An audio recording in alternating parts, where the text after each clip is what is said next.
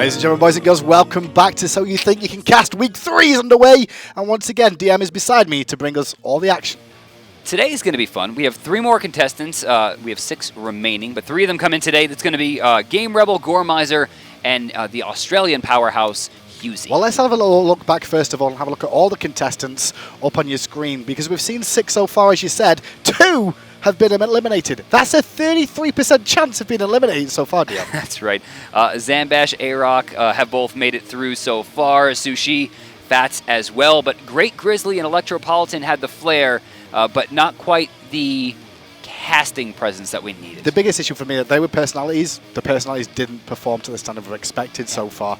Maybe we've got some more personalities left for you to see, though, over the course of the next 2 episodes. And this one, though, we can see Phase 1, we're still in cast with either myself or DM. And we have the opportunity to just basically get to see what they can do live on air. So far, like you said, we've seen 6. A few people have shown us some surprising talent. A few of them, of course, have been kicked off the show. Today, we have 3 people who are... I don't know, as maybe Hi-Rez is known, but Game Rebel going to be our first one from, I think, Europe. Yeah, he's from the UK. He's from England, indeed. I mean, he's been around for a while. He's very socially active on Twitter and the likes, but he's always been wanting to cast. And I know he's been in my channel before asking to actually cast, but listening back to some of it, we put him on the show because he has potential there. Right. And we've seen some stuff out of him. Has he got enough is the question. We're going to find out. He'll be our first contestant today. After that, we're going to have Gorer Miser. This is someone who kind of barely squeaked through when we were selecting our 12. He was somewhere between 12 and 10 for me and Hinduman's picks. You can see he comes right out of South Carolina. He has a lot of passion for this. You know, I've seen him tweeting a lot about this. He did his AMA as well. But dark horse for me, well, at least this episode. He's the dark horse of the 3. I mean, obviously, we're going to see. This might be the dark horse, period. I think Gorer Miser might be a dark horse here, although Mako really is my dark horse for next week. But this week, definitely probably look at Gorer Miser and see what he can do. Finally, we're going to have the Australian powerhouse, as I like to call him. This guy, this is the favorite to win, right? This guy's the front runner. Hi-Rez out of the Oceanic Pro If he wears a bow tie, I'm buzzing him. I don't care how good he is. He's been trying to steal this since he came on the air over in Australia. Take it off, brother. I will spam that red button, and there's nothing people can do. I'm just saying. There really isn't anything we can do. Do not wear a bow tie. You are you like I said, you're the favorite, Hi-Rez, if you're out there listening, but you are not immune. Not at all. It's like saying something bad about Afro. DM will buzz you. Just don't do it. We're going to be starting off with Game Rebel today. Game Rebel, are you there with us? I am here with you. Hello. I don't think you know how to use that green screen. Well, he's got a green. That's a good thing. He's got a green screen. He's got a green That's screen. a good start. How you doing today, Rebel? It's late in the evening for you. Man. Nice and late in the UK. It's very cold here. I've just moved into a new house and we haven't sorted heating yet. So if you see me shaking, it's always cold. It's always cold. It's England. How cold is it?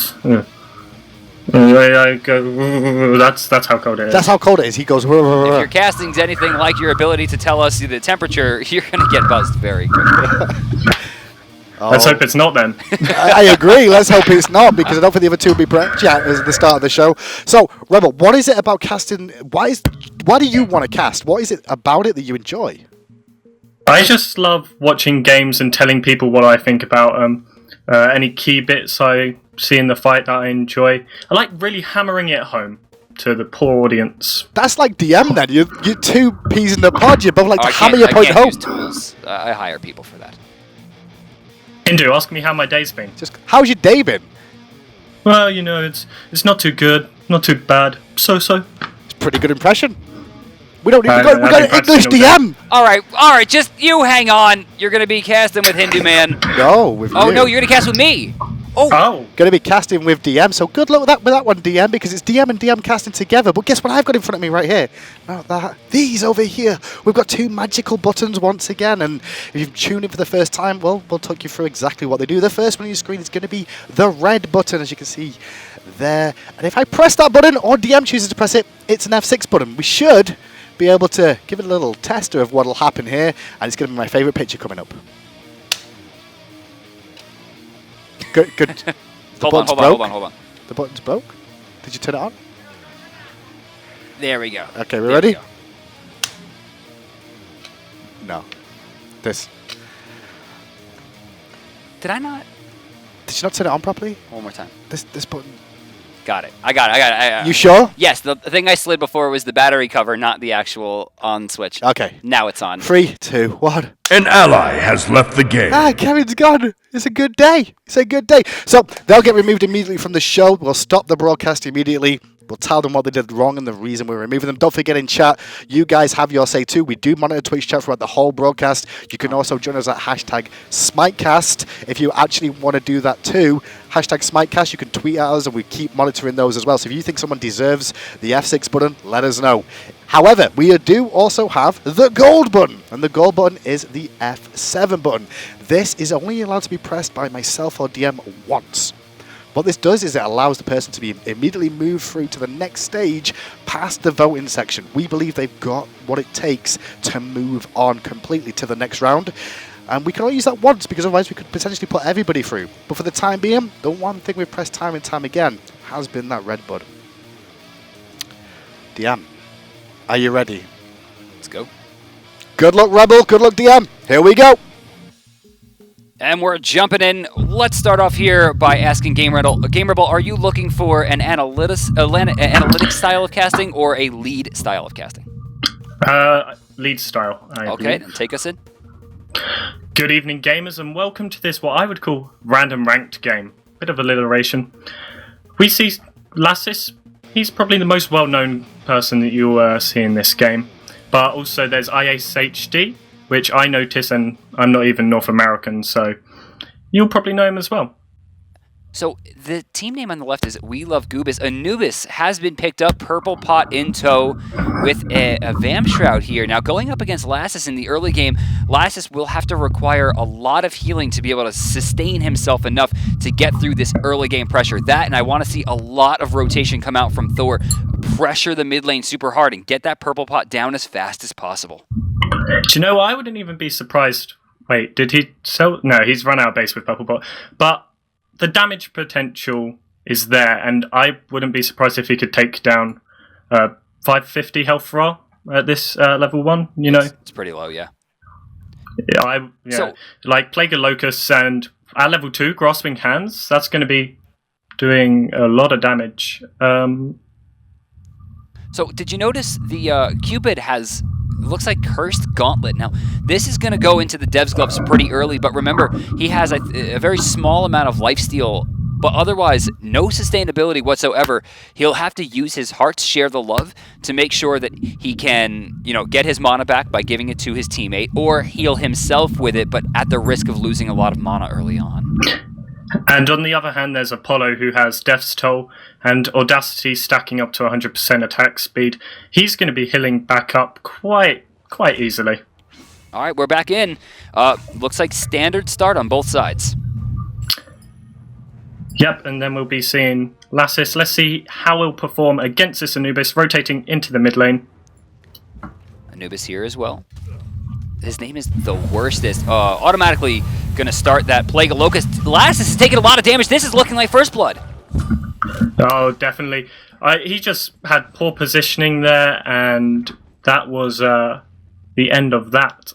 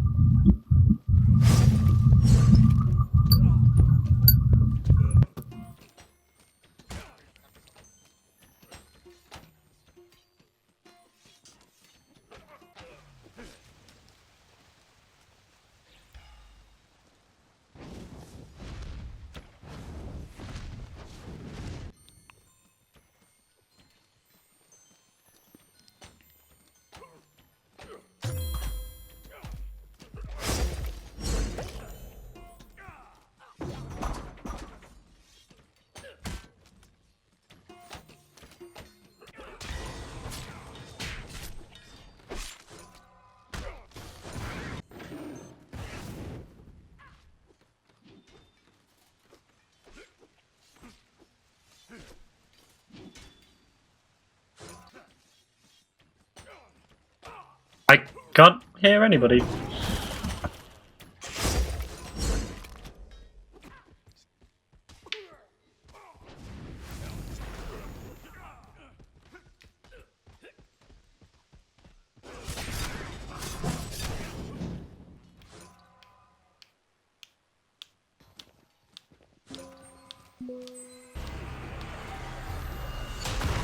It's another kill for Anubis.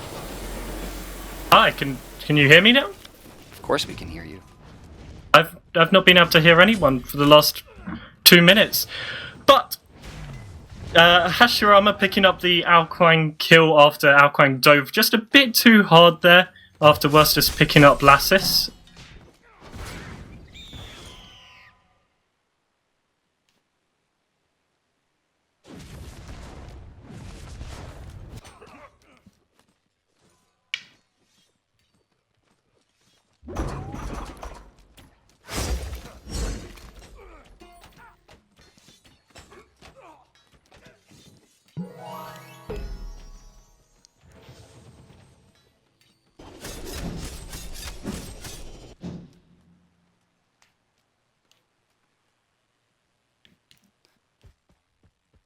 Mid lane looking back at Anubis. We see that he's gone directly into boots. Penetration's really important in this matchup. He's going to go for it again, but he doesn't have any other spells. That is a lot of damage though. 4 landing down with the Anvil of Dawn. Getting a bit of damage with the Berserker's Barrage. Oh, Bad last position, finds a getting snipe. picked up with the Searing Pain.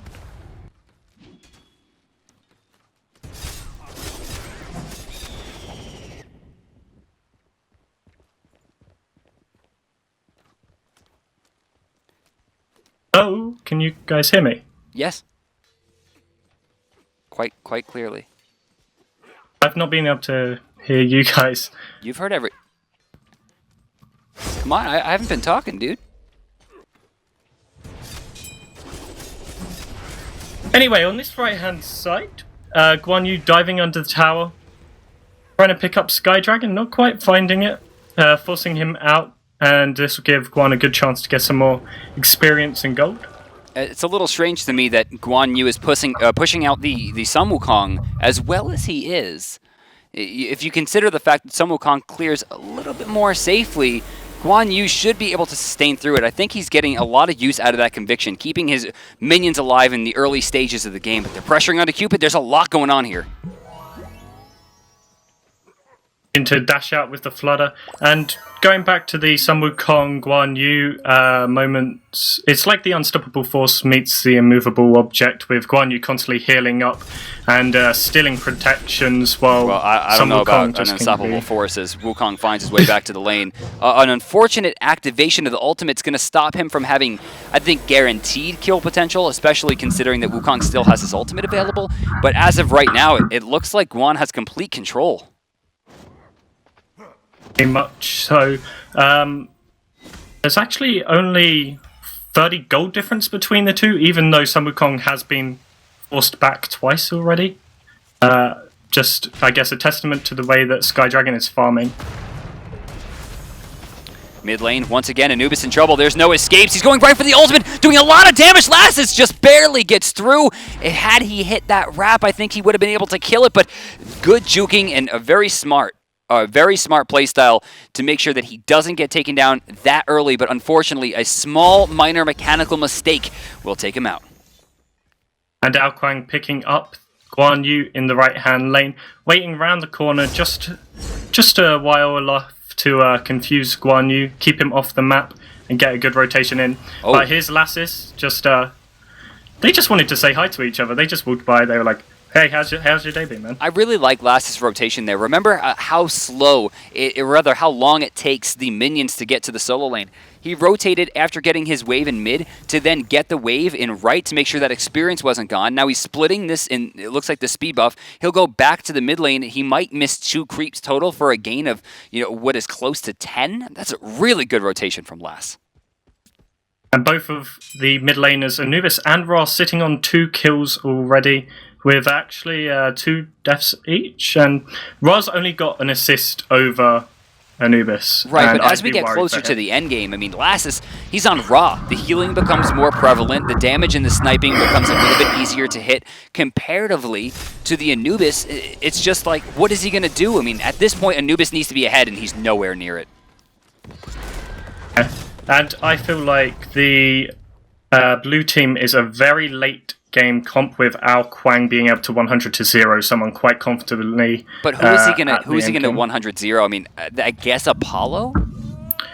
Ra's gonna be tanky. Apollo or Ra, maybe. Oh, bit of aggression here. There was a nice Death Gaze picking up the Kumbhakana and Ao Kwang eating. Straight up eating Apollo. That's a quick 2-kill advantage. Now, are they going to do something with this? You see, War Machine's been taken down, Ouroboros has been taken down as well. The Gold Fury's still available, and they had control on this side of the map. I think they're just afraid of Lassus's ability to snipe down the Gold Fury and steal away their chance at the win. And with a red ward there, Lassus would know instantly that they were doing the Gold Fury and could set up a very devastating Searing Pain. Lassus doing damage once again. Snipe cutting through both of them? I mean, alright, Lassus is an incredible player. There's no doubt in my mind that he meant to hit at least one of those players. But hitting both, there comes a time in your life where you gotta go, man, I should probably be paying attention to Ra. And now Ra actually having to get chased away. Ymir picking up the kill. Baited. Oh, four got baited by Anubis. Plague of Loca, grasping hands placed on the floor. Doing enough damage. Yeah, he's at 5,100 gold now, but Lassus, also got a kill in that exchange. He's at 53 as well, so it's really close. Jumping away here. The bird gets stunned out. He doesn't have mana. Diving under the tower. Neither of them have mana. And Guan's actually deciding to retreat. I think that was probably the safer option. Well, I mean, it was certainly the safer suicide. option, as the other option resulted in getting hit by a tower. Well, he had a bit of health. Love tap from a tower, try and get a kill, like push. It's questionable whether he would have got the kill. He might have, but like you said, he was very low on mana. I doubt he had enough for Tallow Assault, even if it was on cooldown. I'm not sure whether it was up or down. Gold Fury is still available with a 3-man grouping from Blue on the steal. Did they get that? It looks like, yeah, it did go to Wukong. Death Gaze is used by the Anubis. Oh, Purification Beads stopping out the Dragon King of the Eastern Seas, while Sun Wukong picking up 4 under the Tier 2 tower. Oh, there was a blink in. I think that the way that Guan Yu used that was the most important, because he saved the beads until the very last second. It made Ao Kwang assume that he was getting that kill, so he was very late. And then the Searing Pain shot off. Not quite connecting to get the kill on Sun Wukong, but an ally it was a has nice left shot. the game. He wanted it. I had to push it. If I could have pushed it before 10, I would have. But that's F6. Rebel, you were way too nervous. Hey, way too nervous. You had no confidence in what you said, and that's not even including the issue where you just sat there and didn't say anything. Why didn't you speak? I understand that you thought real quick. I understand that you thought your mic might not have been working, but we would have told you. We would have stopped the cast and fixed it. Obviously, the start of that little segment, production was telling you to try and adjust your mic a little bit to get it fixed, just so there was no background noise. But then the default thing to always do in those situations is keep casting.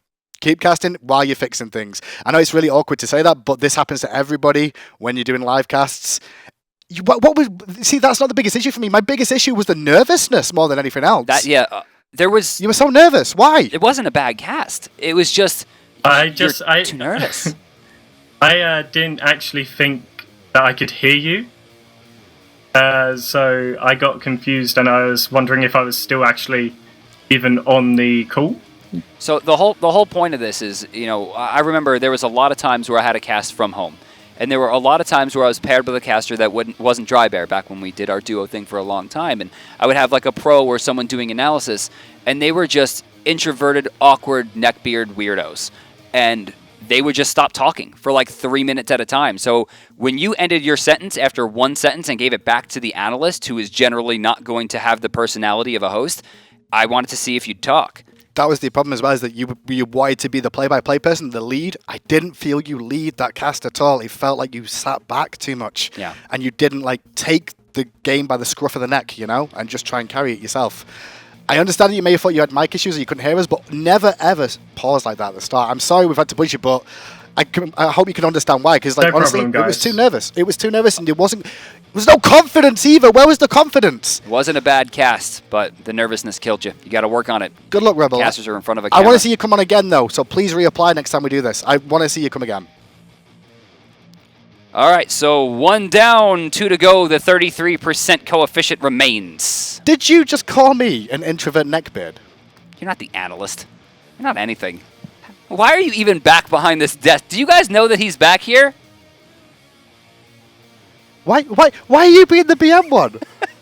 Why are you being the BM one? Third person, another one bites the dust here. Game Rebel unfortunately fell. I had high hopes there. I did not expect him to be nervous. The start before we started the cast, he looked good. The beginning of the cast was good. The pause for technical issues, maybe he's trying to fix his mic. Okay, I can forgive. Right, but the length. Right. The length of the pause. The length of the pause hurt. And then we did it again. And yeah, yeah, you because spoke. He said, "Can you hear me?" You And I went, said, "Yes." "Yes, I can hear you." What do we do? It's unfortunate. And I've seen him cast before. He's not bad. But there was too much nervousness. There was hurts. no confidence in what he was saying either. He was hesitating on what And he said because he was that's the worried. crazy part, because I've casted with him before, and I've seen him do well. And I think the problem was there was an actual spotlight on him. And unfortunately, that's part of the gig. I mean, Hindu Man will tell you, the day of Worlds, I sat in that audience before the thing opened by myself. I sat in the chairs by myself, no phone, nothing, just like studying notes, just focused as hell, because I was super nervous to go on. But We all are. it's your job. All like, the you time. have to do it. When the nerves are man, on you, you just got to perform. Dude, You don't have my a choice. heart is broken. The first two, when we buzzed them, like, it sucked to buzz Grizzly because I love that dude's personality, but he didn't have the flair. That's true. Electropolitan, same situation, Right, really. personality is great, but he didn't have the talent. No, right? I didn't feel bad But on now, those. Like but that, now that was a hard. I do feel bad, but at the same time, it's like we heartbreaking. can't. That would have gone for another 20 minutes. Yeah. And not a good situation. Plus, I'm going to add one thing there. I think he watched that game beforehand, because there's no way he would have known Lasses were going to walk in at level 1 and die to Anubis, because he said that before he did it. It's Anubis versus Ra. Come on, and it's Lasses. Lasses maybe, like, I'm invincible. I'm maybe gonna he walk did. up. It was a possibility, because I was like, Get out. Why would he have watched that? I guess he was watching last stream. he could have done. Who knows? But anyway, that's the end of Game Rebel. We do keep the 33% removal rate. It wasn't planned. It never is. But you guys at home, we're doing it for a while. And now we're on to the next guy, though. So, Rebel out. Who's next? Next up is Gorer Miser, another North American contestant, this time out of South Carolina. Now, we talked a little bit about this before. Gorer Miser just barely squeaked by. We had a group of about 15 to 20 casters, right? We whittled that down to 14, and we're like, we can only have 12. Gorer Miser was one of the people that made it through right at the end here. So he's one of the people we're looking at as kind of like a dark horse, right? This is the underdog. But given the fact that someone we had high expectations for just got buzzed, it's possible that he can show us great things. Maybe he does. I mean, the ones that have surprised me the most are the ones that I've felt weren't necessarily going to be the greatest on the show. They're the ones that have got through so far, in my opinion, compared to the ones that we did have. But we do have Gorer Miser live with us right about now. Gorer Miser, how you doing? I'm doing great. How are you both? Fantastic. Average. There you go. Average, as expected. I got whoa! I've just seen what you're wearing. Did you have a bow tie on before that? No, I have this thing. I don't like to wear ties. Like, I've never worn a tie. You can watch performances. I was in the jazz band. I'd never like wear ties because it feels a little too constricting on the neck. I feel you. So I just try to avoid them. See, that's already a plus for me because all of us wear ties. And I was trying to do the thing for a while where I don't wear ties, but I look better with ties. Bart shouldn't wear ties. Bart shouldn't wear ties. I think Bart's going to be... I think this is the year that I think Bart's going to avoid the ties. So, Gorer Miser, from you, what is it that you love about casting? Why do you want to be a caster? I really enjoy testing my game knowledge primarily. It's one of those things that when I first started practicing it, it was more to make sure, can I call out the right ability? Can I keep track of this god's name in my head? Can I keep the plays interesting? And then as it went on, I just started enjoying it more and more, and so I kept practicing, trying to get better. So non-casters out there aren't going to spot that, but in the middle of your sentence, you were at a loss for words, and you fixed it instantly. Only professional casters are going to notice that, and while it kind of sucks that in your intro you had kind of a misstep, the way that you fixed that so quickly gives me a lot of hope. It gives me hope too. What is it, though, Gorer Miser, that you think you're stronger at? Analytical-wise, or are we looking for the lead show? I feel like I'm stronger kind of leading, okay, but I feel like it's more of a conversation. Like, I'd rather have... We agree. Maybe, like, I think I've heard DM say this before, a 60-40 split where I'll primarily lead, but the other person's going to have some chances to take that away from me, and I'll also have some analytics as well. Yeah, we don't want it to be an awkward handoff of, oh, look at this, there's an engagement. Like, right? I'm going to start it, I'll give it to you. Let's see how you do. We're going to put you on hold real quick, go over the buzzers once again, and then we're going to jump into game. Be ready. Well, DM gets to cast another one. I'll go over the buttons one more time, just in case you've tuned in after what just happened to Game Rebel there. These buttons that you can see on the table, we can push these at any time. The red button The red button, what that can actually do is it allows me to remove someone from the show immediately. We don't put them through to the voting stage. They get taken off the show for whatever reason. If that happens, you'll see something like this. An ally has left the game. I know I've already pressed it once, I'm okay. I've pressed it twice today so far. once. Yeah, I've pressed it twice. I've pressed it 3 times on shows. Cool. An ally has left the game. Can I do it one more time? Yeah, I want to do it one more time. An ally has left the game. It's good removing Kevin all the time. Blame Adonis. Now the golden button as well, as you can see there, we've still not had anyone have that button yet, unfortunately. And I don't think we will. It's very hard for us to actually do that one. The gold button is mine and DM's save. We have 1 save each that we can use at any point in the show to immediately advance them through past the voting stage into phase 2. Now you have to really perform above and beyond for us to do that. And even if you do then, we may still not push it because we would like the community feedback from the voting to see whether or not the community felt the same way we personally do about the caster. A golden button is a real treat, and that's one of the reasons it's not been pressed so far. We'll see if it does, but we should be going live into game very shortly. Gorer Miser and DM, take it away. All right, we're live here. Gorer Miser, bring us in. All right, here we are into this SMITE game. Noticing some few things, just the team comps on the blue team here is actually kind of interesting because I think Incon is playing a Vamana ADC. Wait. Hindu Man's laughing at me. Dude, this is not fair. Well, sometimes you have to cast your own games. It's just, typical day in the life. They picked Vamana, man. We already had a solo. Hindu! Bastard. Oh my god. But as you'd expect, of course, Aphrodite. I'm gonna be your solo laner. laner. This game. Oh, I'm so upset right now. We know Incon. Hopefully he can carry. He's used to taking kills from allied, so, Is this really the game? Oh, okay, just fine. So, but going into it, everything else is kind of a typical what you'd expect. Incon kind of throwing off the mark, but Bastet in the jungle, Aphrodite solo, Janice in the mid, and of course Athena going into the support role was going to be a typical team comp that you'd see anywhere else. Incon mixing it up for us. See, I don't think that this was Incon's fault. I feel like someone picked Vamana after they were supposed to, and Incon's just like, I'm a cool guy, I stream, I think I'll just take this to ADC. Yeah, Incon, he's been a really nice guy, especially in his interviews. He's always very political, so I could see him definitely pulling that kind of trick. He is a politician. I've never heard someone be so careful about how they phrase things. You would think he was running for president. But oh, wow. Left side, already pushing him out. Incon doing a lot of damage. Taking that Vamana, trying to do as much work with it as he can. Vamana, not one of the stronger picks in Season 2, but Incon's trying to make it work. I think what this is the early game Bluestone Pendant. I don't think this is Vamana as much as it is the item, right? It's doing a lot of damage. It has insane wave clear. One of the fastest wave clears in the game at level 2.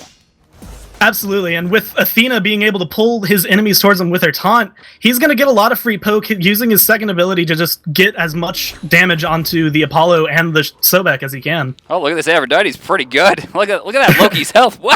I hope he doesn't die like 11 times. Now, for this matchup, I see Loki, he doesn't have the strongest early game because his clear is mainly in his decoy. Right. So Afro should have a slight advantage for a few levels. What he's looking to do at this level is he's trying to double cast decoy. So he wants to run up really far and decoy the front of the wave and then do it again once it's getting close to his tower to ensure that he's not letting those creeps go in there and lose gold. He needs to get 1,400 gold, maybe a little bit less depending on how many potions he bought, to get that Transcendence online.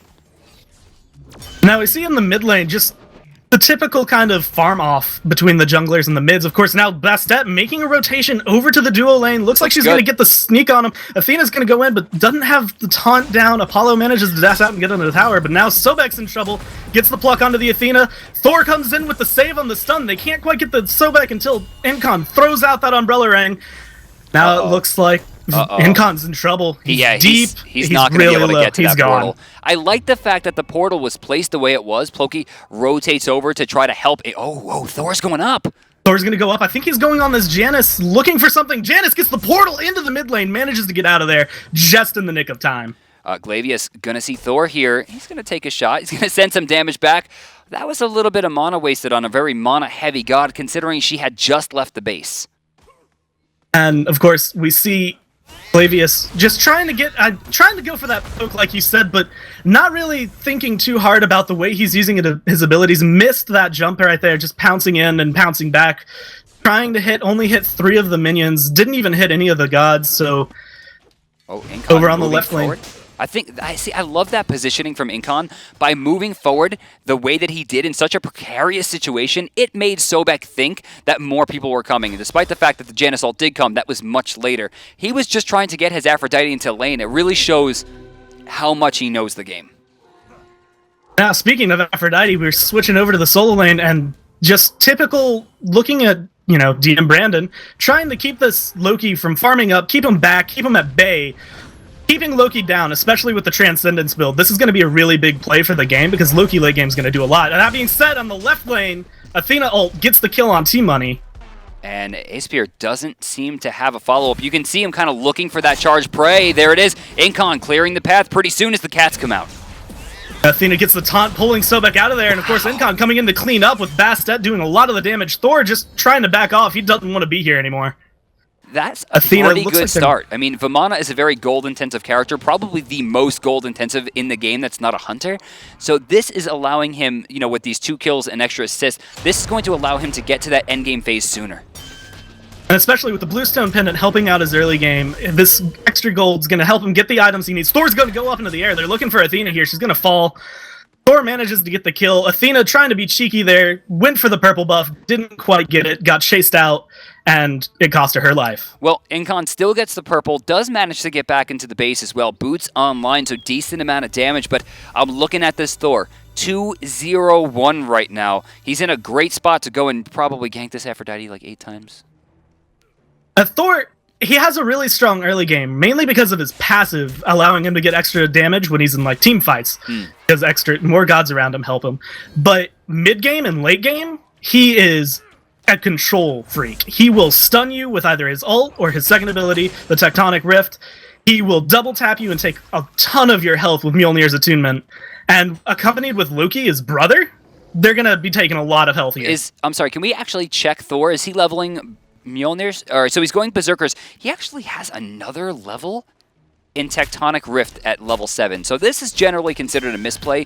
That second level, you're not going to want that until maybe level 8 to try to guarantee the double tap. At this point, it is a DPS loss. And especially because that extra 0.2 seconds of stun time isn't going to do much, but through space and time comes out. Athena trying to get Asapir here, but Asapir uses the charge prey and gets out of there just in time. The rotations coming over to the duo lane on the blue team are really strong, but they're not really clicking. They're not hitting what they need to. All the Janus ults are just slightly too late. See, I think this is smart. I mean, look at Aphrodite's build right now. She has bees, which means she can get through the Assassinate if she needs to, and then still maintain her ultimate to stop the Anvil of Dawn. So going into the solo lane generally could be pretty dangerous because the kill isn't guaranteed like Thor and Loki normally would have. So we're seeing a lot of presence on the duo to try to stop Vamana from getting big, which is probably the best bet. But in the mid lane, we see Ra dropped as 3-man rotation from the blue team comes. Thor sitting under the tower, not quite sure what he can do in this scenario. He's just going to sit back and wait it out. 6 minutes keeping himself safe. No Gold Fury attempts just yet, which is maybe not too strange for the time, but if you consider that there's a Bastet who's been rotating a lot, and the fact that they've been controlling this duo lane, it's a little strange. She's out of mana! Especially... oh, she doesn't know what to do, and now Athena goes in, gets the Weakening Curse. Janus rotating over, but Thor ult's gonna come down, gets him in the background. Apollo gonna ult out, and it looks like Maverick's gonna be the one to fall. Sobek looking really low, but Incon falls to the tower! Incon got super baited there by the low health. Bastet jumps in, will find a kill with Pounce, but again, out of mana herself. Loki gonna try to push this one up. It is technically a 3v2, but I mean, the health pools, it's very hard. Oh, whoa, whoa. Thor going in for the back, getting the barrage, gonna get a lot of damage onto that Bastet. Ra manages to get the kill, but through space and time gonna come out. Yeah, this is so close. Sobek is so low. He missed it. It's got to be Sheikah here. Sheikah must find the kill. If he doesn't, it's likely... no, Sobek not going to die. He's just going to get away here. Snipe going to miss way too late on that one. A beautiful portal getting him just out of there, and he took the right step at the right time, because that portal would not have gotten him out of that ult. All right, so we're going to check over on the right side. Again, Loki stuck under the tower. Afro getting very aggressive here. Now, this is an interesting thing to see because, like, as Afro, with her full, bird wave, love birds, and back off, getting pretty leveled up here, she's going to do a considerable amount of damage, but Loki playing safe, of course, having his Vanish, which gives him some speed buff, he's going to be able to escape relatively easy if the kiss misses. So right there, you see Loki move up. Aphrodite didn't use the birds immediately, which is normally the right case. She saves it until she thinks that the Loki is going to cast the decoy. Oh, he's in trouble here. Now, Aphrodite doesn't realize that she's going to get 3-man ganked here. Loki going to go ahead and ult. Ra coming in with the slow, gets out, Searing Pain. Perfect wall. Thor gets the double tap. Perfect wall. Perfect. Locked. I mean, even with the beads, even with the use of Undying Love there, which admittedly was super late, the wall stopped him from being able to get into the tower, which is his only chance at safety at that point. Beautiful rotation. And strangely, no aggression onto the Gold Fury. Janice super late to the right side. They have a Bastet. Why aren't they doing gold? As For we real. saw a lot of pinks coming out. Bastet, her ultimate, the cat's giving them perfect tanking for the Gold Fury. It really is absolutely a mystery as to why they didn't go for it. Wait. Of course, Loki now going to get a lot of aggression onto this tower. Look at this. They don't do With the gold. nobody. And now no one on blue is protecting the tower, so they don't aggress left and they don't aggress right. Nothing was taken in middle. Loki gets pretty much the entire tower here. This is a huge win off a pretty standard rotation to solo. And it's looking like Loki, this farm is going to help him out. He's 32 stacks on his Transcendence. He's going to buy some more items. He's just going to come back stronger. This is pretty close to full boots. Not quite. Can we actually check gold in hand here, Zayden? Gold in hand right now for Loki. About 200 after his trip back to the base. He already has full teleport as well. So he needs about 450 gold to get that big boost of 30 damage plus extra movement speed, which is always very helpful on a Loki who's just trying to be as annoying as possible. Now we see Across the Sky get used because Incon, as he was pushing that lane, Apollo didn't quite want to give away the tower. Incon just kind of wandering around in the jungle aimlessly right now. I think he was looking for some buffs and then maybe a rotation, but as it is, 3 of the members of Red Team are coming right at him. Rob went back to the mid lane, and they're just sitting there. They're waiting. I'm sure Thor's going to be looking for an ult if they really want to go for this. So Incon going into Jotun's Wrath here, it looks like. Now, what this will do is ensure that he can cast as much as possible. A lot of his damage at this stage of the game is coming either from an Armored Umbrella or Umbrella Rank. Stuck in between 4, though. Maverick completely out of position. Doesn't even take the portal that was given to him either. Very strange to see the Athena get caught in such a weird way. Once Through Space and Time came out there, it was a little bit too late. The damage was already being dealt. All of it was dumped onto Athena as fast as they could get it. And now Red Team's going to be aggressing on the Gold Fury. Incon spots it, but will they be able to do anything? They don't have the Athena for the taunt. The CC's kind of down. So 3 people rotate to solo and blue doesn't get Gold Fury, but 1 person rotates for blue and red immediately rushes it down. That's good teamwork. Incon got kind of low. Athena's going to be ulting in. Janice trying to get out of here. He's looking around. He's getting chased down, but now Athena and Incon are in the background fighting. Athena goes into 3 of them. Thor's going to go up in the air. Incon CC immune for now, but the rest of his teammates are in trouble. Maverick again in trouble, completely out of position here. And yeah, Thor's going to clean that up once again. Ploki doesn't have a lot of pressure. No ultimate available, looking for a steal with just Unstable Vortex, but he might be a little bit too late. No, it's Bastet. She's in there. Chaos still takes it. 1 kill taken, though. Actually, no, going to get a double. The bleed on Bastet is going to secure a lot of kills for her. Of course, Janice looking to see if he can try to get Asapir here, but seeing that Asapir's too deep in the tier 2 tower, just gives up and instead turns to help Bastet steal the purple buff away. Well, with the first major objective steal, Zayden, bring us to the graphs. You'll see here, Please. Early on, it was kind of in Blue's favor. Of course, getting the Gold Fury, getting those kills. It is dived down into the red, but it's slowly shifting back up as Aphrodite just took the tier 1 tower on right lane. Of course, we see Aphrodite trying to fight that Loki just getting out of there. Nothing real big coming out from the teams right now. Everyone just farming up, trying to get the camps, get the experience that they need that they don't have already. Trying to get the extra gold. Incon being a little cheeky, clearing the wave over when just Sobek defending, but there's no real objective push right now with the Gold Fury being down. So Janice takes a step away from the meta here and goes into Book of Thoth. Now, generally seen, maybe not as a bad item, but possibly a misstep for the character who is so cooldown reliant. It used to be something I would see on him often, but as other items have become more prevalent in the build for Janice mid, it's kind of fallen off. Of course, Janice now sitting at 2-on-2. I'm sure he's feeling himself thinking he can get those stacks online fast and hoping that that will give him exactly the stats that he needs to move on. Grouping in the mid lane here, Ploki and Glavius are just trying to push Sheikah back. Now, Ploki actually does have a level advantage. I want to see him use it. Of course, Ploki sitting back, of course, they have 3 people in the mid lane. They can't really fight into this. Ra gonna go ahead and fake back. Thor just standing there with the CC. Loki's roaming around, and they had no eyes on him until just now. So they were being really cautious there, expecting maybe 4 people to come in and attack him. All right, so Aphrodite does secure her blue buff. Oh, no, it doesn't. It was actually stolen. I think that might have been a Vanish tick, but Loki gets cleaned up. Smart rotation to solo. That was a beautiful, beautiful rotation coming out from the blue team there. Stopping that Loki from getting away freely, trying to steal the blue buff, missed the blue buff, and didn't end up getting a kill or any damage on the Namdai. Oh my god, Sheikah hits 3, but he's getting blown up in the backline. Incon doing a lot of damage himself, trying to rush down. Aesop will be able to escape here as they turn their sights to Thor.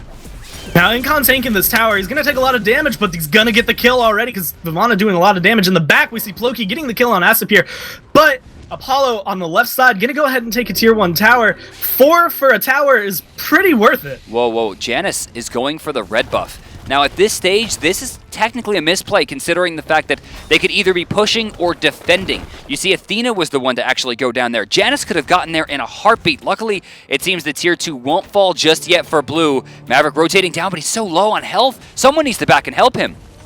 And it looks like blue team's going to counter-aggress. Apollo pushing this tower, but blue team trying to get the tier 1 or tier 2 in mid. Maverick getting really low trying to fight this, just trying to defend the tower. You can actually see that Janice backed as well. He took a little bit of time in the base. I bet people on his team are very mad about how long it's taking him to defend this tower. Incon having just backed as well. Maverick still sitting really low. He has a lot of mana, but he can't really do anything. It looks like Apollo's going to get this tower for free. Janice finally showing up just slightly late, but Apollo's just going to cross the sky out of here. Yeah, he's out. They don't get a tier 2 in the mid lane. I mean, there was 4 of them there, right? What happened? They ended up getting pushed out by the Thor. Thor came up, they had just respawned, and the blue team kind of dropped it. They decided, okay, this isn't as worth, but they didn't back in time. They didn't make the decision just fast enough. So they ended up backing too late. They lose a tier 2. They don't get the 5th kill that they lost in that team fight because Apollo was split pushing.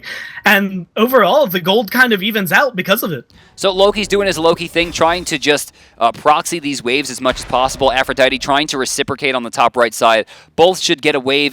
Afro's going to back here. It looks like Loki is going to be running through the jungle here, taking a more aggressive route. Like mid lane. Glavius is going to get really aggressive in the mid lane, throws out his cat, Searing Pain comes out to hit Janice in the back. Whoa! Thor's going to land, but Janice gets a beautiful portal to get out. Sheikah still standing strong.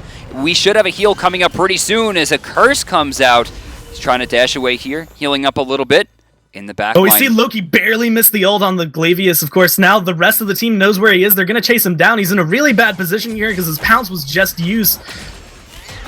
On the left side, we see Incon get the kill onto Apollo, but Apollo gets the return kill. And Glavius still chasing around here. He managed to pounce past, but it doesn't look like... no. Night and Day. How is he doing this? Night and Day's auto attack took him out of stealth there. It looks like Glavius' luck has run out. I mean, that was a really good bait, but I mean, Night and Day should have had that earlier. Remember, don't attack from 12 feet. The latency of your attack plus the time it takes for your attack to come out will shrink you down and make sure that you miss it. Aphrodite, Ploki, both trying to do some damage here. Night and Day taking a lot here. Loki's way too low. Yeah, picked off. And what we did see throughout that was that the blue team had time to rotate because of Bastet's juking, but of course, the fight's going in favor of red here. We see 3 of the members already dropped, and now, of course, Athena's going to fall to 3 of them. This is just a clean pick for the red team here.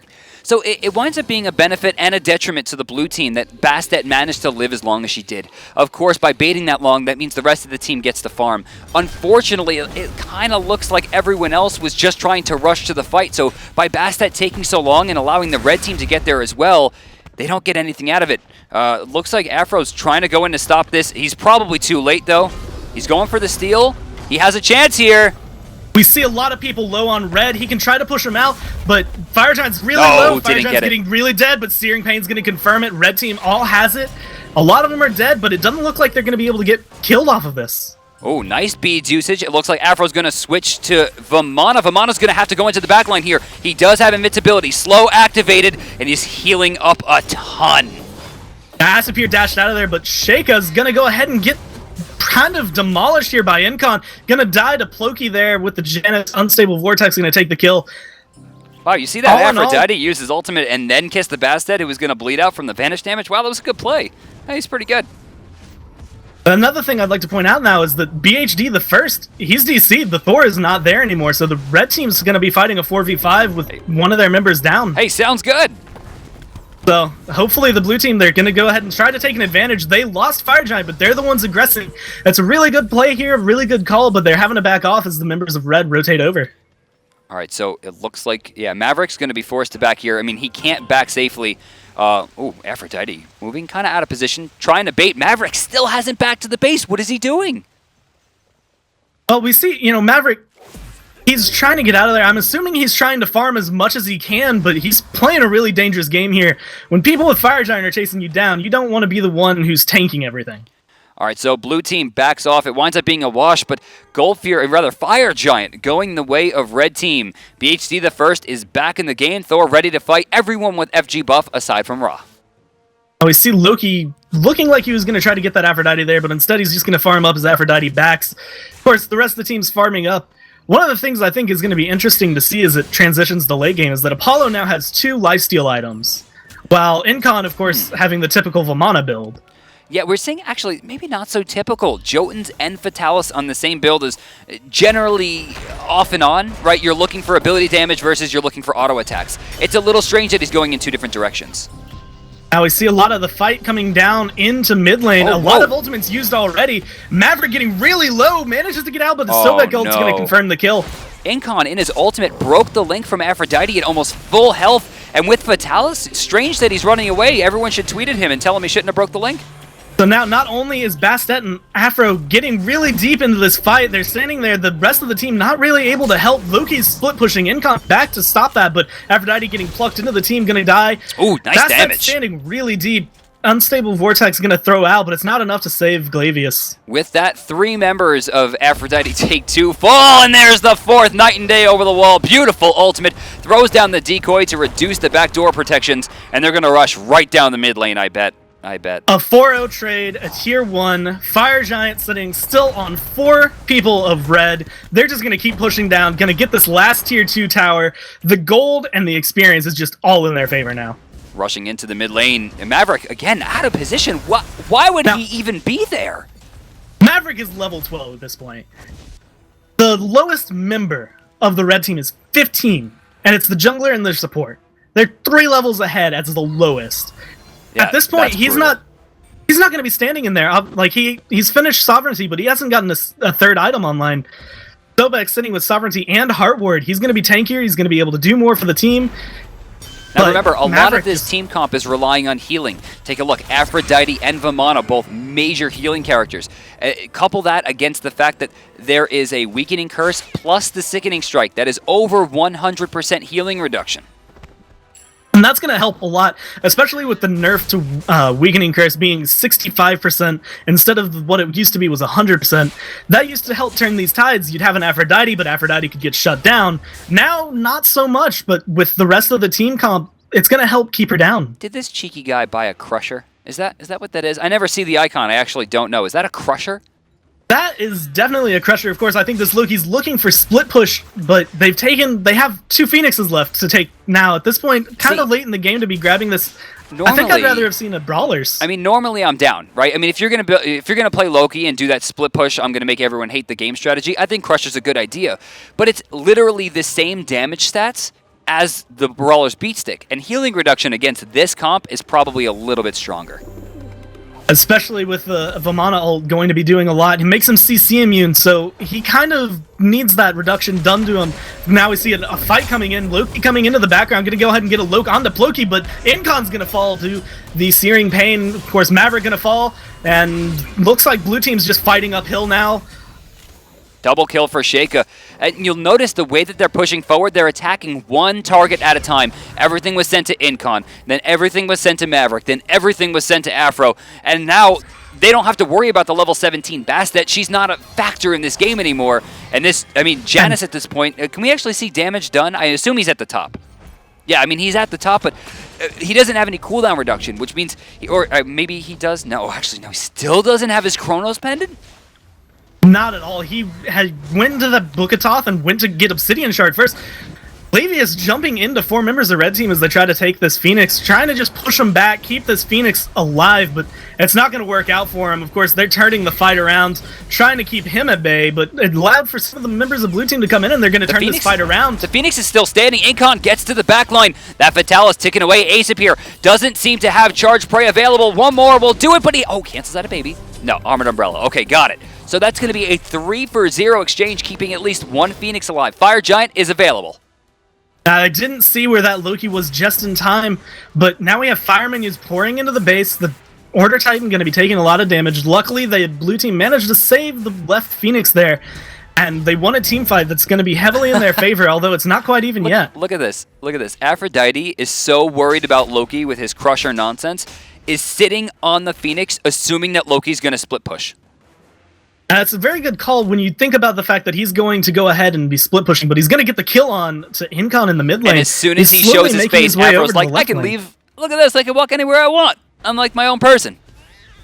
Now, part of this, I feel, would be a lack of wards from the Blue Team. As you see, I only see one coming out on the map. Now a second one placed at Fire Giant, but they have no vision, really, of the jungle. They don't know where exactly to look. It's kind of changing the fate of the game.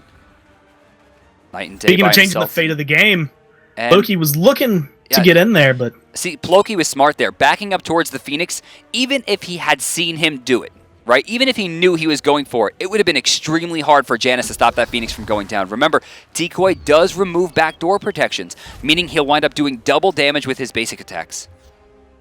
Absolutely, and of course, we see Night and Day still trying to push down this lane. Loki doing what he's known best for is the split push. As the red team starts aggressing on the Fire Giant, it's already getting relatively low, 3/4 health, but I don't think anybody of blue even knows that it's being done yet. Aphrodite, no, I'm sorry, Athena is what I meant to say. I thought the 25% was going to save him. It wasn't enough. A 1-for-1 trade. I don't know if that was in favor of Loki or not, but the Fire Giant gets taken in the 1-for-1, so you gotta give that one to red. It's absolutely in their game now. They have 4 members with the Fire Giant. One of the Phoenixes is spawned back at half health. The other one's at half health, still just kind of regenerating, but they don't have much resistance here. Still sitting ahead of the blue team in experience as well as in gold. They're going to start the fight up. Dean Brennan getting really low here. Of course, going down into the back. Now we have 4 members of blue. Thor going up into the air. Apollo into the air. It looks like they're going to try to target this Aphrodite, get the healing out of the way, and now they're going to turn their eyes on the rest of the team, Maverick being the first target. Incon getting low in health as well. This is kind of looking like GG.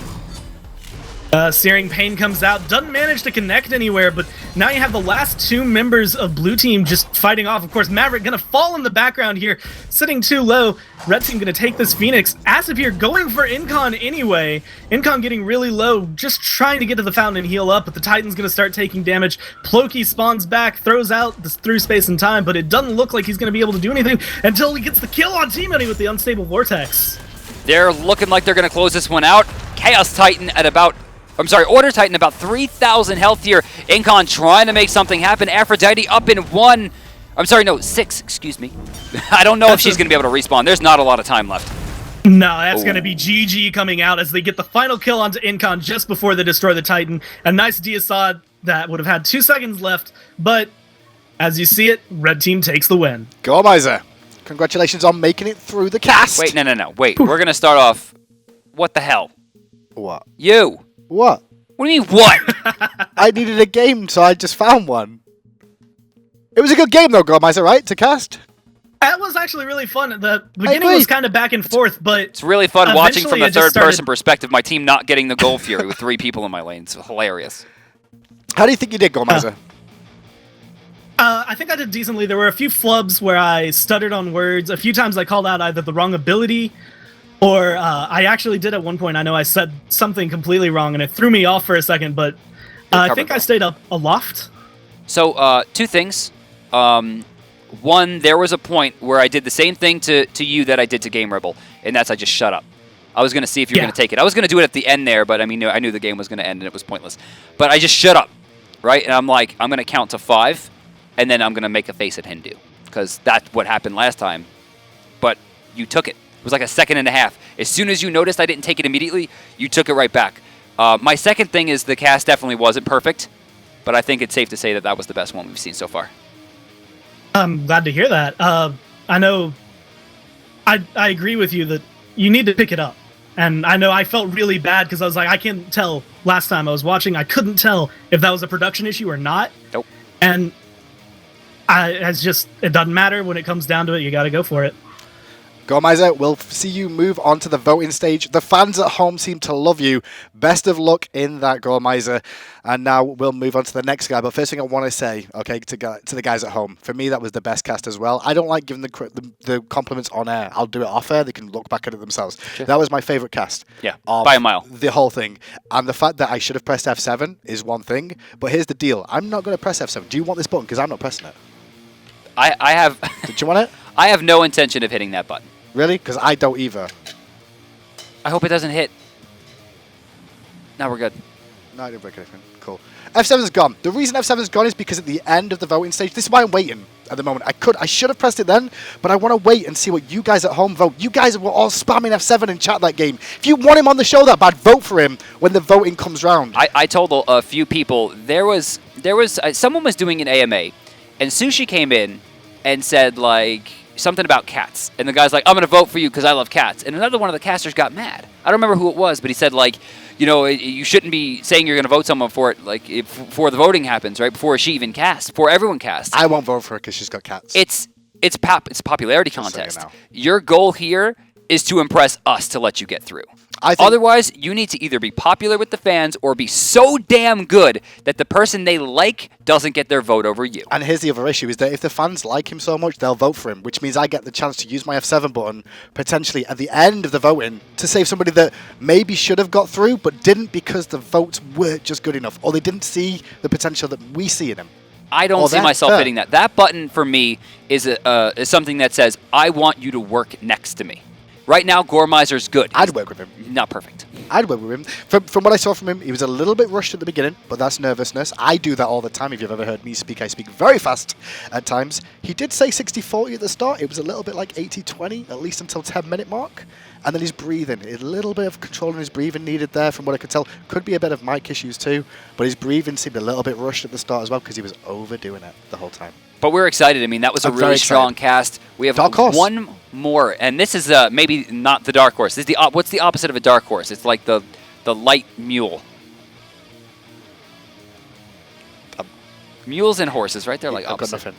I've got nothing. Light mule. You got to pick it up, man. This part of casting. Australia, light mule. I did. I just went, I've got nothing. That was pick it up. Our final contestant for week 3 is going to be Husey, one of the Australian commentators. This guy has a lot of potential. Now, he came out of nowhere to an extent, but when the Australia scene began, or the Aus scene, as I should say, not just Australia, but the Oceania scene began, Husey was one of the casters there to begin and pick up the reins of actually casting for them. And he's been doing a pretty good job that's got himself a little bit of popularity down under. I'm sorry, I'm reading this bio. I've never read this bio. What does it say? I can't read. I'm illiterate. Oh, I can tell. I've seen you play SMITE.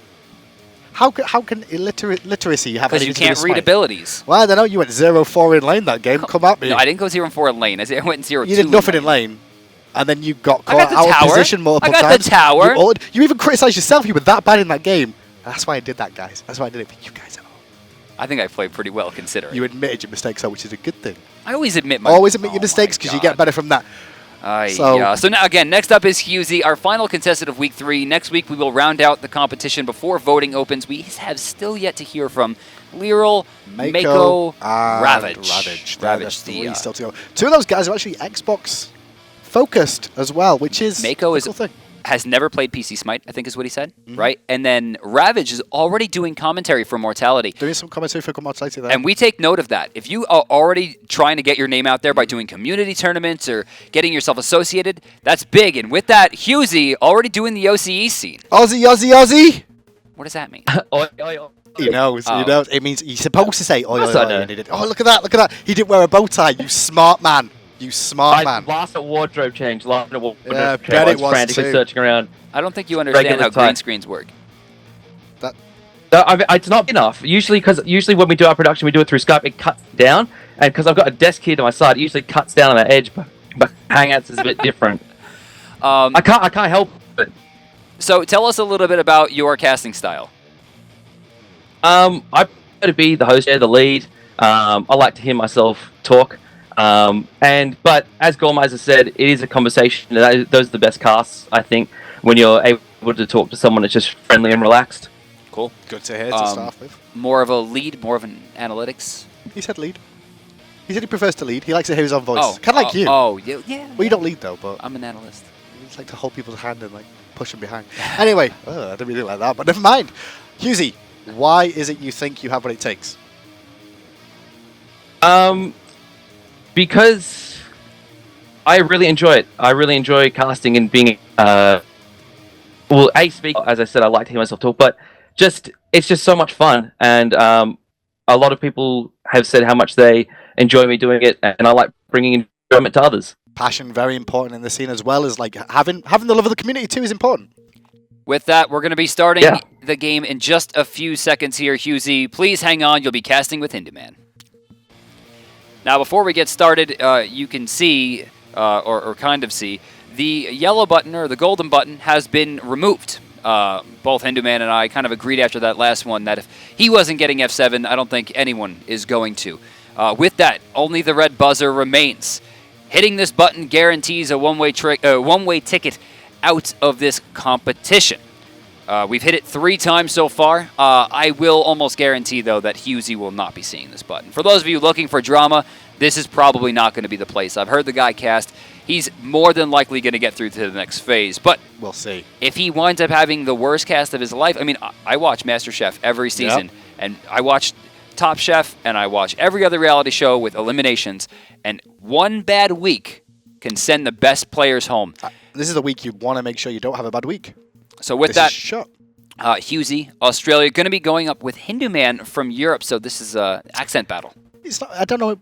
That's one of the issues that you always see is accent battles, because to a North American viewpoint, for the standard, you guys see us both as accents, right? Yeah. To European viewers, for the most part, they see me as a normal accent. No. And Australia as being the strange accent. That's ridiculous. And then to everybody else away from North America, we see you as greedy oil bungers. No, but for real, I do like gas. Like, I put gas in my car yesterday. It's cheap. Remember when you went to Germany and you went, what are those prices? No. Okay, so we're in Germany, and the price said like 132 or like something like, or like 210 or something like that. And I'm like, Bart, wow, dude, gas is so cheap here. And then Bart's like, dude, that's per liter. I'm like, get me out of here. Welcome to Europe. Oh my God. But at least we have healthcare in most countries in Europe. We have healthcare. Yeah, okay, pay for it. Yeah, we have jobs. It's just weird. So we should be ready. We're just making sure we're sorting out Husey for this one. Take into account, Husey is from Australia. There may be a little bit of lag on the line. Obviously, it's Australian, but here we go. Going live right now. Husey, lead me in, buddy. Alrighty, Hindu. So here we are in some European ranked game. We've got some powerhouse players on either team. On the left side, we've got to go ahead and introduce them. We've got Last Penguin on Chuck in the solo, and iRaffa, support for Epsilon, going to be playing jungle here on Thor. He's going for that aggressive red pot start. Zeros from Fnatic will be your mid lane. Janice, J4, and Sausage will be making up your dual lane as Athena and Neath. And across the way, we'll see Dardes playing... Team Dardes, Sanjo will be playing Aphrodite, more than likely in the solo lane, I'm guessing here, maybe in the mid. Some who can't play by Dardes, either in the solo lane or the jungle, or the mid, or the support role, we'll find out. And then we've got Fusion playing Ares, more than likely in the support now. And Safari will be playing Jubilanke. Get Fisher in the jungle with Naja. Yeah, so it's going to be that Aphrodite mid.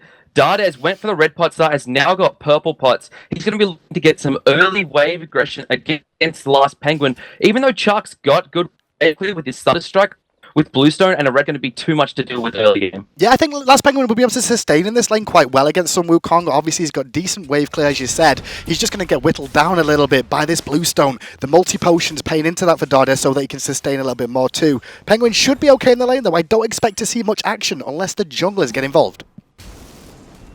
One thing I want to note is that Athena has gone for Mark of the Vanguard start. That's really see against an Ares whose early tick damage on the chains and on the flames is going to be doing a lot early. She's also gone for a creeping curse. We usually see a blink with Athena to blink in and taunt, but with the recent nerfs to blink, it's going to be a really potent start, as well as coming off the slow from her dash. Completely agree. I mean, it has just changed in the patch as well, so Blink not as strong right now. Take into account, like you said, creeping curse up against an Ares, pretty viable to actually keep him slowed down so they can't go too aggressive too early. But a nice chain from Fusion twice in that dual lane is turning pressure back on.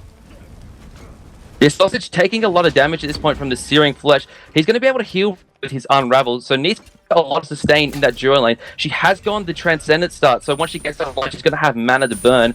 J4 puts down his shield, while some nice chains coming out again from Fusion. Sausage taking a lot of damage. The Spirit Arrow doesn't quite connect, but dashing in is J4. Searing Flesh comes out here as well. Not going to be enough damage this early in the game, though, to really secure a kill. Safari going to keep farming up here, pops the health pot. Oh, the chains! Really just disengage the spot. They re-implied though, and now Sausage is in total trouble, surrounded, and nothing we could see coming out of Athena. Now the rotation from mid lane comes out, and Sun Wukong not going to find the damage.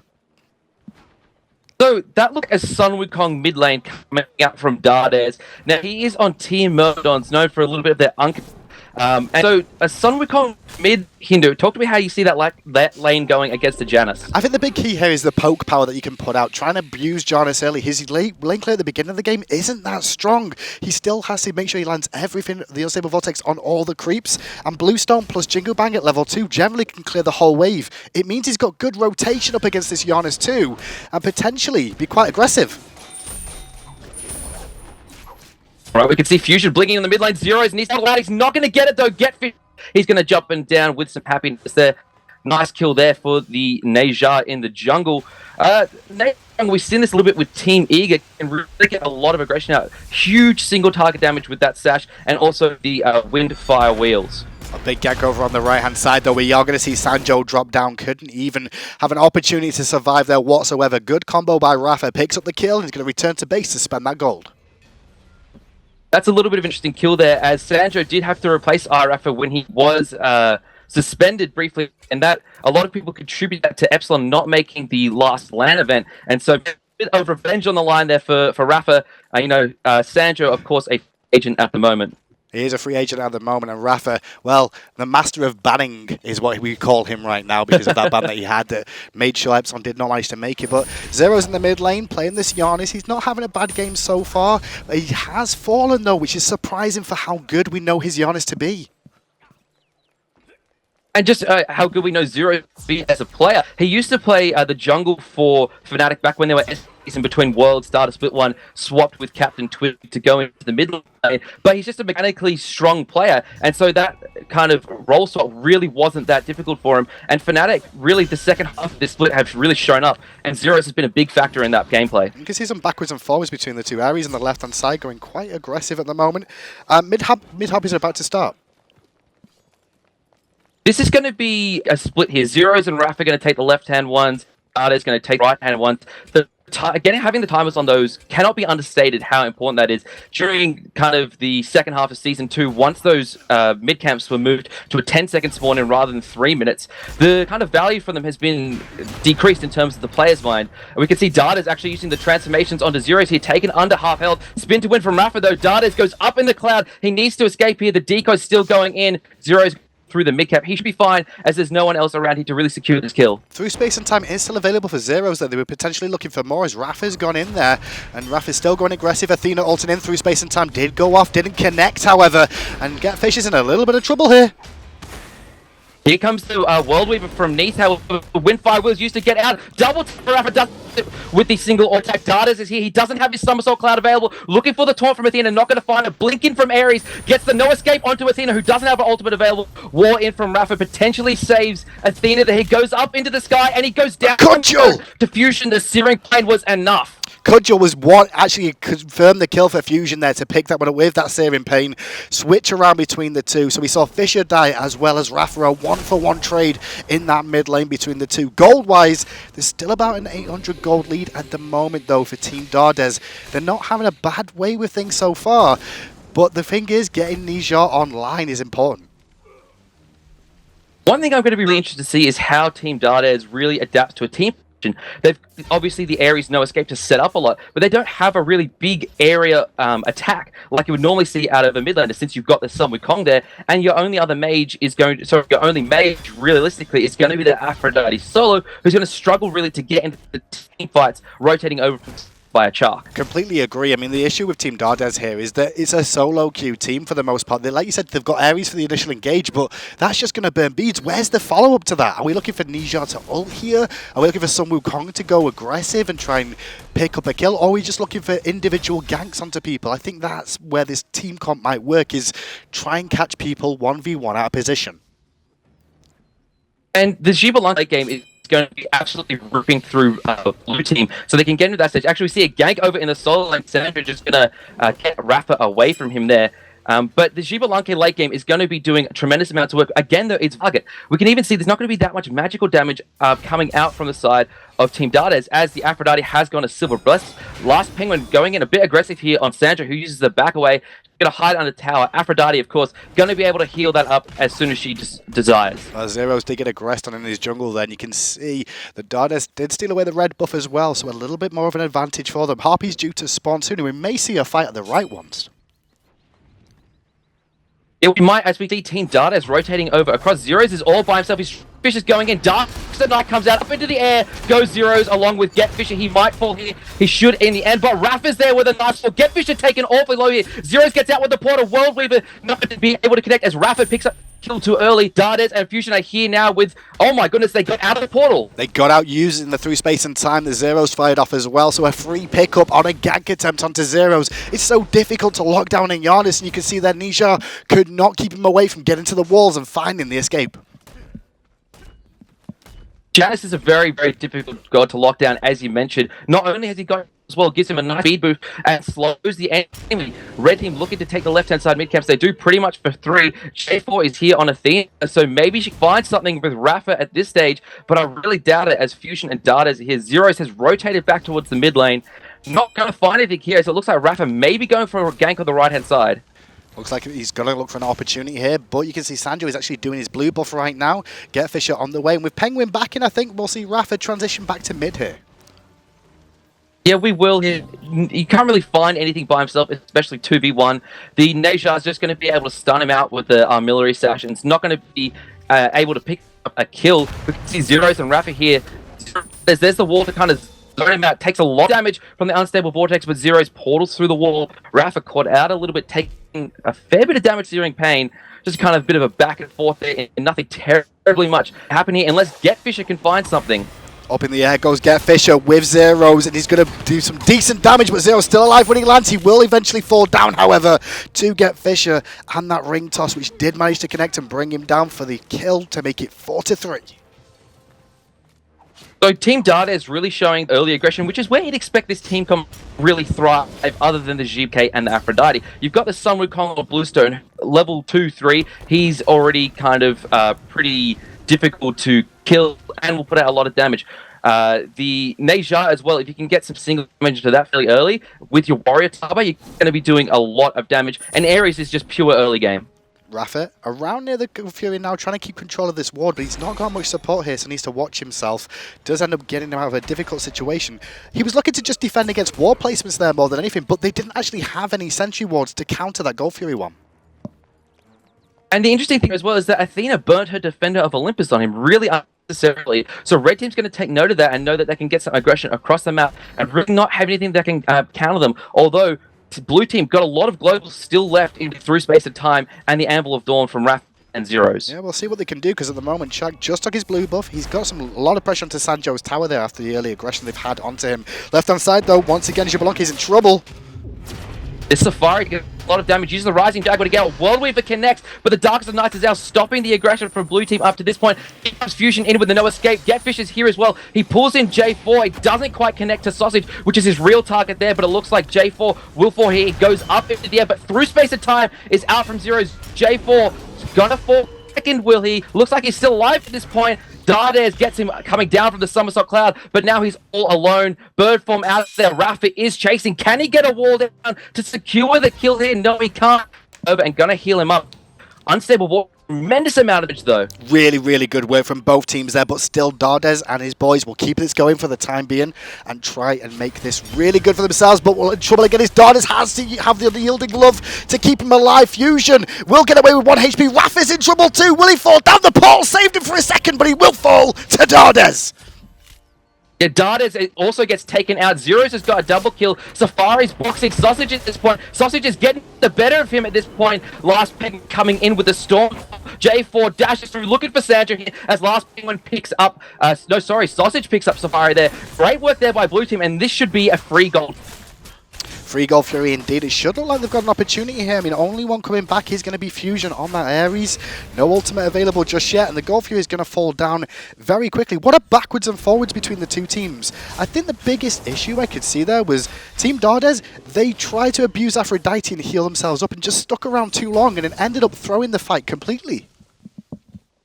I think another important thing as well is that usually in the fights we've seen Team Dardes win. Zeros was by himself with one other person. With the rest of his team, they're able to peel for him and provide the damage. He was able to do tremendous work. He's got his Shoes of the Magi online, so he's going to be doing a lot of early damage, as well as penetrating through Fusion and Dardes. Completely agree as well. I mean, what happened in the solo lane there? Chuck rotated very late, but he did get the tower is the reason he was so late. But when he did turn up, they did manage to find a couple more kills, which set them up for the Goal Fury as well.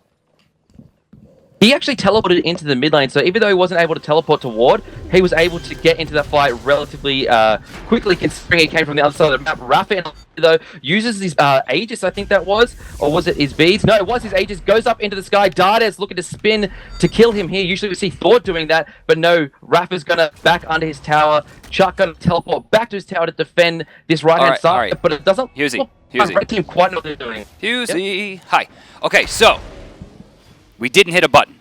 There's no buttons. Okay. We're having a few production issues, right? Obviously, your connection is a little bit wonky. It's very hard to hear you. We think no red button. The cast was good, not great.